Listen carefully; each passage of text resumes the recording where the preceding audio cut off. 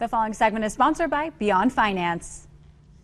From TikTok tips to AI finance tools, Americans are feeling overwhelmed. Here to share survey insights and help us cut through the noise and turn money from a source of fear into confidence is Dr. Erika Rasure. Thank you so much for joining us today.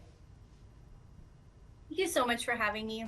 Of course. Okay, we hear so much conflicting advice online. There's so much out there. How can people separate financial fact from fiction?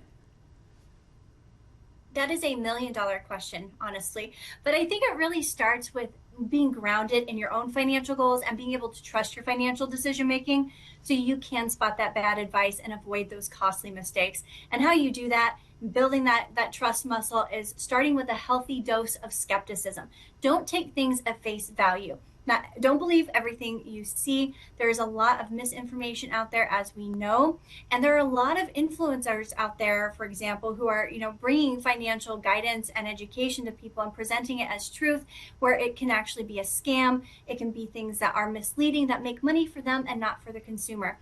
Anybody can buy a few 100,000 followers and pretend to be a financial guru. We want to make sure that anybody we're listening to has some credibility behind them. So true. Thank you for that advice. Okay, and Beyond Finance just released a new survey. What were some of the biggest surprises about how people are making money decisions, especially this year? Yeah, one of the shocking findings from that survey is that 13% of Americans currently do not feel very good about their finances. And so when only 13% of people out there are feeling good, that says a lot about the struggles that Americans are facing. About half of Americans feel unprepared for the current economic uncertainty that's out there.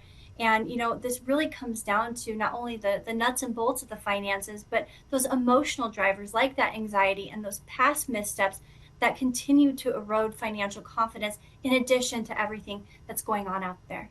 Sure. Okay. And for people feeling overwhelmed by their finances, what are some of the steps they can take to begin reclaiming their financial story?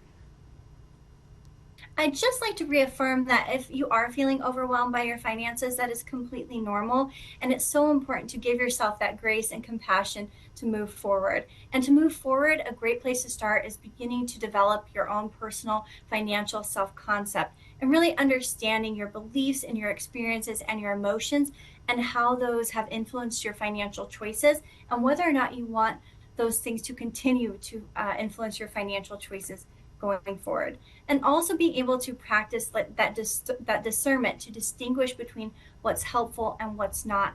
And that really does come from prioritizing your financial health as an addition to your overall self-care routine, so you can balance your emotional, your financial, your mental, and your physical well-being into this beautiful holistic package that allows you to actually seek out those personalized strategies that are consistent, that are sustainable, and are really meant for you so you feel financially confident instead of feeling financially drained. Yes. Oh, that's great advice. Where can we go for more resources?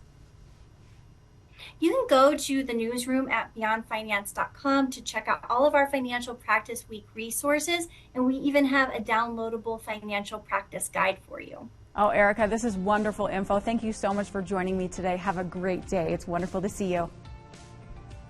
Thank you. You too.